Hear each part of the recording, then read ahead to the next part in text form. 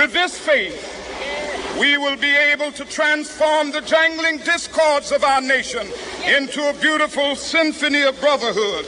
With this faith, we will be able to work together, to pray together, to struggle together, to go to jail together, to stand up for freedom together, knowing that we will be free one day. This is recorded August 28th, 1963, as a part of Martin Luther King Jr.'s iconic I Have a Dream speech. This speech was given at the height of the African American Civil Rights Movement. This speech is very impactful towards the civil rights movement and racial equality as a whole. Racism has been here since the very beginning. But you might be wondering, what is racism?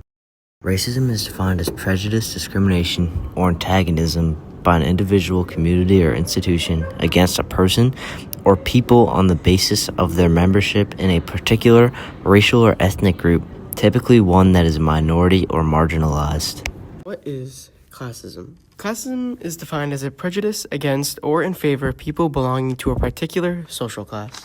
Racism and classism is prominent in many aspects of society, especially in college. In many schools, students of a minority are less likely to succeed. Studies show 40% of black students graduate from college and only 12% actually go into college. Students have been proven to have a worse mental health when being bullied, especially black students in school. Research shows many students of different races are more likely to be bullied. For example, one teacher told a student of a different race that people were just joking around and to brush it off, that it wasn't a big deal. Many black students of colleges have a worse or declining mental health state. This is from the impact of racism in colleges around the U.S. Classism is a very serious topic that is not talked about often in society, even though it affects thousands of students across America. Sometimes classism is something that is done subconsciously by teachers or administrators within colleges. For example, let's say for a class you might need a textbook. Some students might not be able to afford a textbook, giving them a lesser chance of succeeding in that class.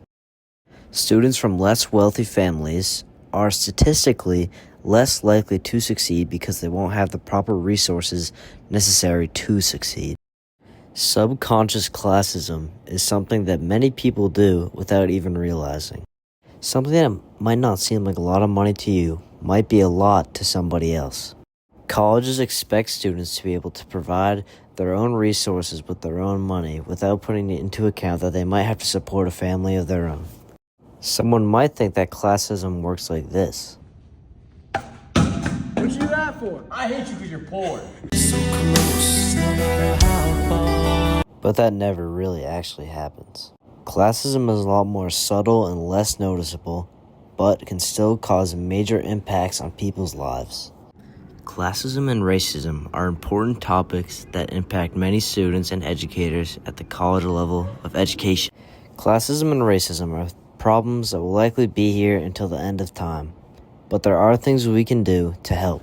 There are many charities to support classism and racism and victims of those problems. There's also many places on the internet and real life where victims of classism and racism can talk about their experiences. Here are some websites that provide more information. And with that, our lesson on classism and racism within college education comes to an end. I have a dream that one day, down in Alabama, with its vicious racists, with its governor having his lips dripping with the words of interposition and nullification. One day right there in Alabama, little black boys and black girls will be able to join hands with little white boys and white girls as sisters and brothers. I have a dream today